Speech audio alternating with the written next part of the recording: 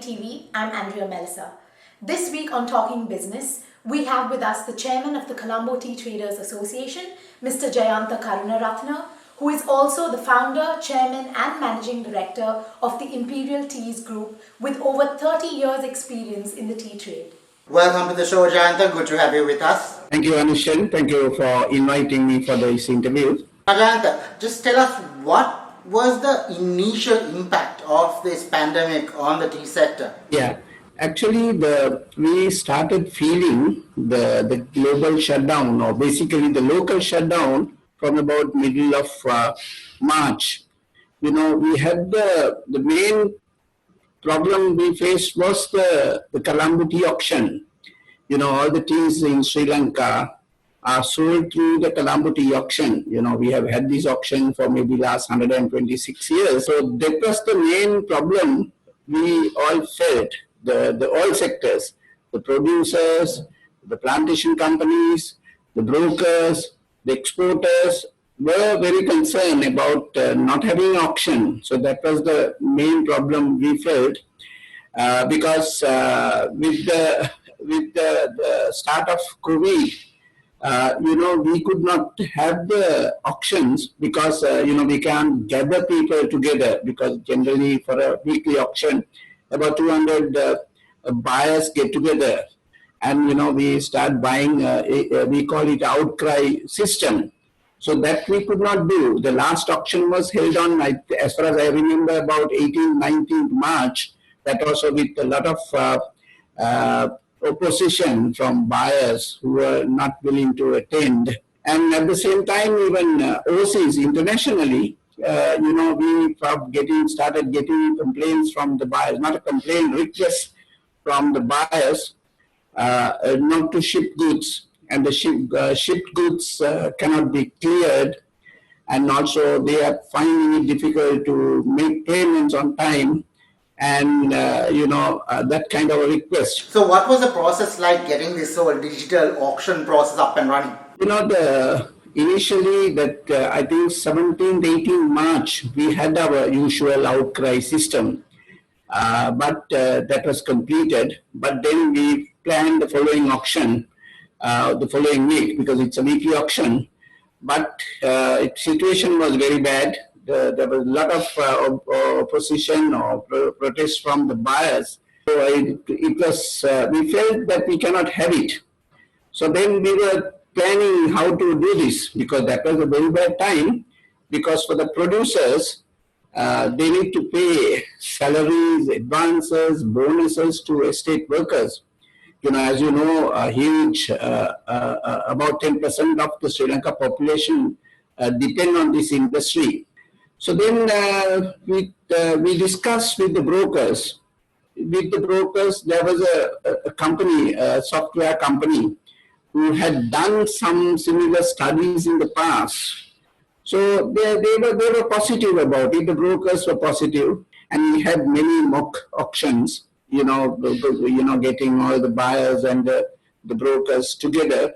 So finally, we decided to have an auction on e-platform, on a e-platform basis, and we scheduled it for the 4th of April.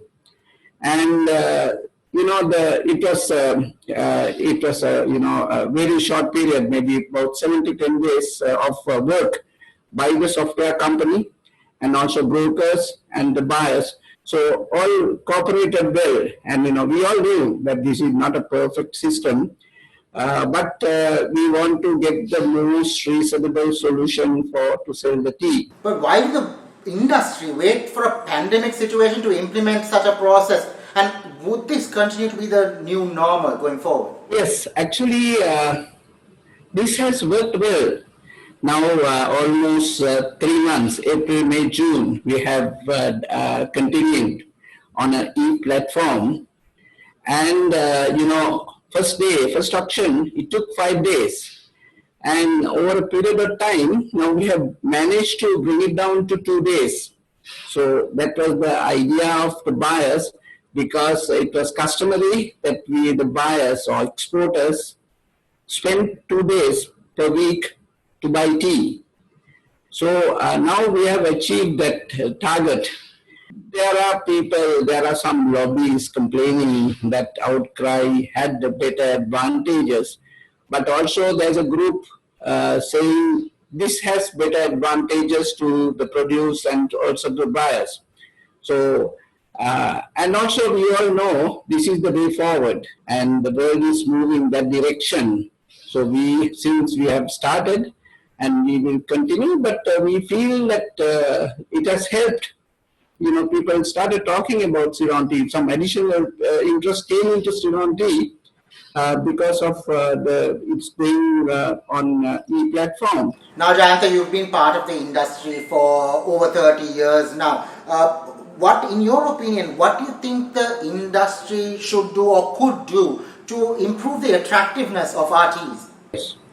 To get the attractiveness, Ceylon tea is known at least to some markets, not globally, not in all tea consumer countries. That is for quality. The Ceylon tea is known for some kind of a special character, the color, the strength, the flavor of Ceylon tea. So we have to maintain that. It's not an easy thing to do because the producer have many issues. The weather, the climate changes, there are various problems they face, but we have to manage that. If we can maintain quality of our tea, which the buyers expect, we can get our teas attractive to buyers. Other thing is, we have to do promotion and marketing. Number one is to keep our market, to hold our market share in the existing markets, because we always get the highest prices in the world. We get about $1 more than the other auction centers. Whilst maintaining our market share in our existing markets, we must try to get into new markets. That should be another thing. And also, we have to, it's the same thing, quality. It's cleaner teas. When you make tea, the cleaner teas, without many pesticides and weedicides. It's another major problem Sri Lanka faces because our plantations have problems. It's not an easy thing, you can't do it overnight, but it's a process. Soil fertility, and there are various issues faced by us because we are about 150 years old industry in Sri Lanka. Some bushes are very old. So, the quality, replanting, all those are interconnected. So we have to concentrate a lot on maintaining quality, cleanliness of tea, promotion and marketing tea, and also we have to be innovative, in the sense, to get better value for our tea. We should not be just bulk exporters for other people to buy our tea, blend it, process it, pack it, and get to make a profit there. So we should do it on our own because it's a big industry, and we generally earn, Sri Lanka earns about $1.3 billion to $1.5 billion by exports of tea, and about 60% is going in form, maybe little more than 60% going in bulk form. They blend it with other teas, and they put their label. They, sometimes, even without putting, they declare Ceylon tea and sell in the markets. Those are infringement of Ceylon tea trademark. But, when you're selling 60% in bulk form, definitely the consumer do not drink Ceylon tea. So we have to have our own brands, for us to sell it in the markets, to get people to continue to drink Ceylon tea. We're going for a short break now. We'll be right back after this.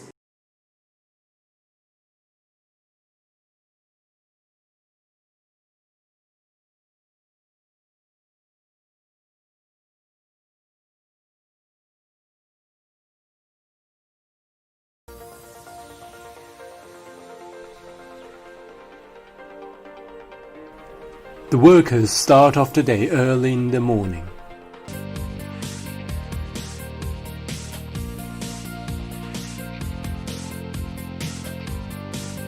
Since the implementation of lockdown management strategies, China Harbour has adopted strict procurement guidelines and control measures to protect the procurement staff from any direct contact with external sources. Transport vehicles for construction materials must be approved by China Harbour project manager prior to entry and tracked by dedicated personnel to ensure zero contact with exterior personnel during the entire loading and unloading process.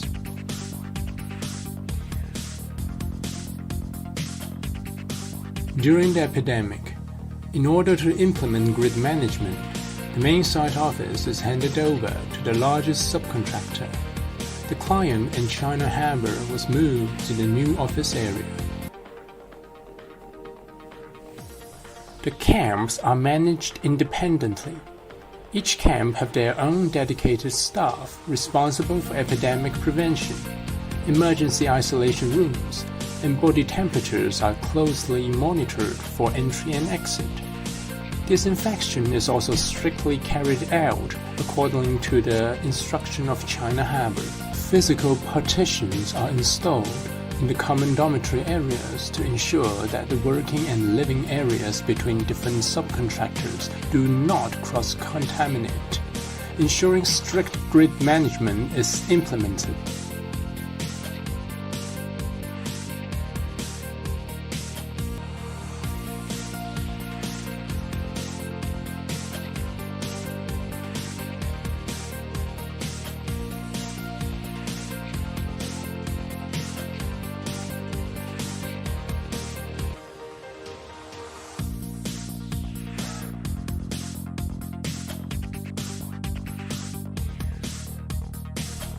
Large amount of equipment was idling at site due to the left of local workers.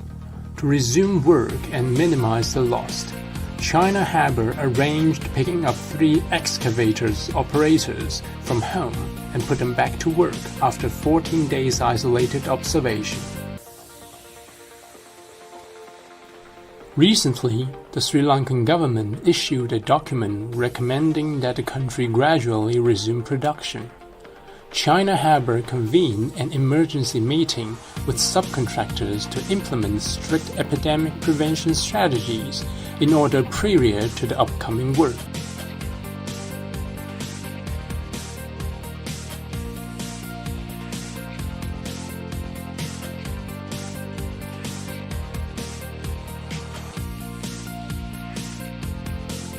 This is the 9th year Li Zhenghui has been working in Sri Lanka. Every day after work, he will video chat with his son, who is now 6 years old. The difficulty of maintaining close relationships with families is an issue every long-term overseas worker faces.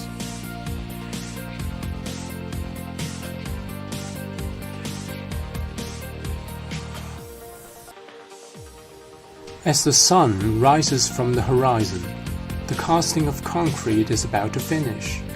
Working overnight is no stranger for most civil engineers. The hardships and accomplishments of such work is something only known by themselves.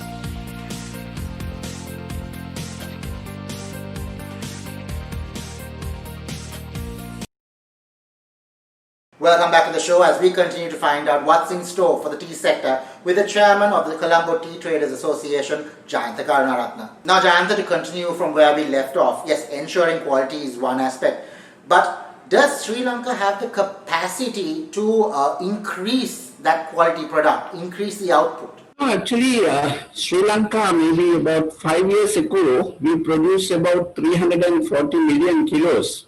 Now, last year we produced only 300 million kilos, that is 2019.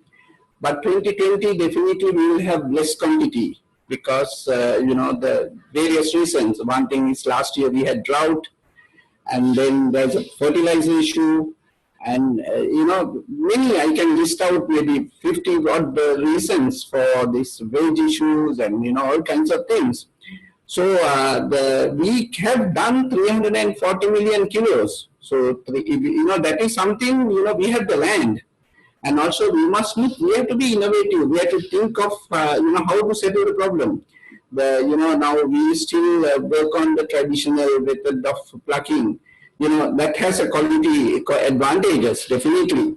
But certain gardens or certain estates, we can use sort of a different mechanized plucking.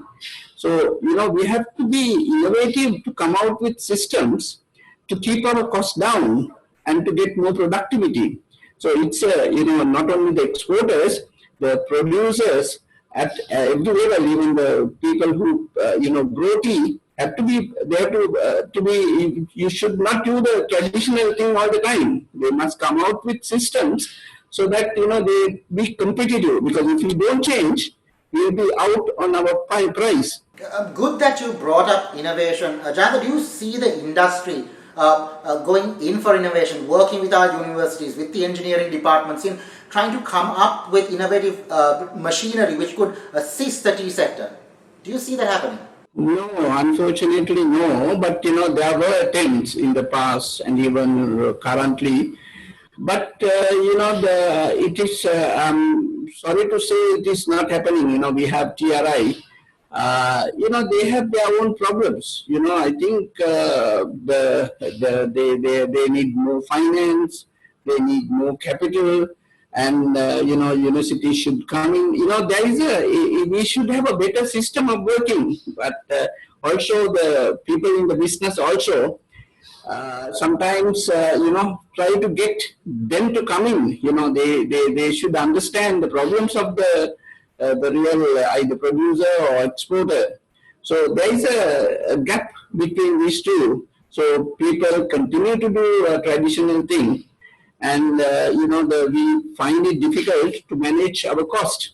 What more would you say is needed then to improve this sector? Let's say in terms of policies, what more would you like to see come in? I think the main thing is the all sectors. Now if you look at tea, it's a big industry. Though it brings only 1.5 billion, about 2 million people involved in this industry. So and also so many sectors, the exporters also have the bulk exporters, value-added exporters, and then also the supplier, support services, and also the producers, the brokers, the smallholders, factory owners, all many segments in this industry. So, but if you really look at, if you talk to all these sectors, there is one major problem they all face: the liquidity. The cash is an issue for the industry, and also cost of borrowing also is an issue. At least for some time until people recover. Now take exporters, that the exporters don't get their money on time now. One thing is COVID. There are other problems like the USA's sanctions on Russia, Iran, and also some of the Middle East countries. So there is a slowness of getting cash. Actually, I think they should have a system of giving exporters a much lower interest, lending at a much lower cost. But our competitor India, they used to give a rebate for exporters. When they export, the government used to pay back money to the exporters for bringing dollars into the country. Now, in our case, they keep taxing us. There are so many cessors, levies, all kinds of things.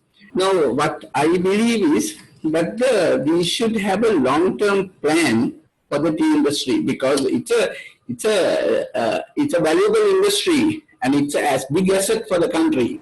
Well, let's hope we get back to some sort of normalcy sooner rather than later. Thank you very much, Jayantha, for joining us. It was a pleasure. Thank you, Anushan. Thank you. All the best. After a short break, Andrea Melisa will be back with an update on business confidence and the economy. Stay tuned.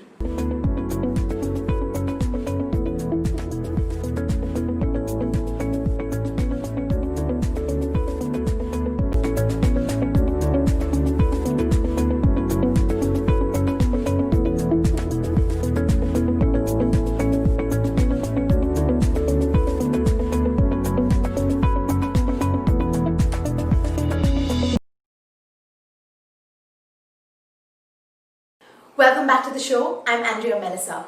Let's take a look at business confidence and the economy. Following a scathing review of the country's monetary policy by the President in response to the COVID-19 crisis, the Central Bank of Sri Lanka has announced a further reduction of the statutory reserve ratio, or the SRR, applicable on rupee deposit liabilities of licensed commercial banks. The lowering of the SRR by 200 basis points to 2% is expected to inject rupees 115 billion of additional liquidity to the domestic money market.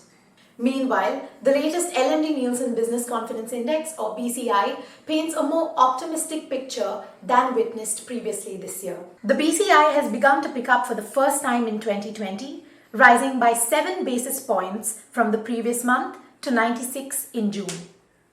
This also marks an improvement compared to where it stood a year ago at 81, when the nation was reeling from the Easter Sunday attacks, although the index is still 21 points shy of its average for the last 12 months. The impact of the coronavirus continues to feature prominently among the most pressing issues for business today, with the value of the rupee and inflation also warranting mentions by survey respondents, but to a far lesser extent than COVID-19. Financial instability is another emerging issue that's highlighted, and according to those consulted by the pollsters, COVID-19 is also the most pressing national issue at this time. As life appears to be gaining a semblance of normalcy and businesses begin to adjust to regaining fully operational status, the BCI may continue on an upward trajectory. The other side of the coin is whether the anticipated business turnaround will eventuate, and crucially, how soon. Amid a partial reopening of the country to civil and business life, the share of corporate executives who believe that the Sri Lankan economy in general will improve in the coming 12 months continues to rise, with 42% compared to 36% in May of respondents to the latest BCI survey reflecting this sentiment. A little over a third, down from 41% in the previous month, of those polled anticipate economic conditions to get worse during this period, while another 24% believe that the economy is likely to remain the same. This sense of optimism is observed in relation to long-term business prospects as well, with 68% of survey participants stating that sales volumes will improve in the next 12 months, which is higher than that recorded even in pre-COVID months. But where short-term business prospects are concerned, only 27%, down from 32% in May, of respondents point to improved sales volumes, with a majority, which is 44%, saying they're likely to be worse off in the 3 months ahead. Meanwhile, positive sentiment regarding business performance compared to the prior year has improved slightly, from 9% in May to 15% in June. Confidence about the investment climate continues to wane, with a mere 6% versus 9% in the preceding month of business people saying this is a good time to invest in the country. So the majority view on funding conditions is negative, with nearly 2/3 of the sample indicating a poor or very poor investment climate. 9%, up from 5% in both April and May, of those consulted by the pollsters reveal plans to expand their workforce in the coming 6 months, while the majority, which is 78% of respondents, anticipate their employee count to remain the same in the 6 months ahead. 13% say that staff cuts may be imminent during this period. That's our show for this week. Thank you for watching LMDtv. Don't forget to subscribe to our YouTube channel and follow us on Facebook. Stay safe.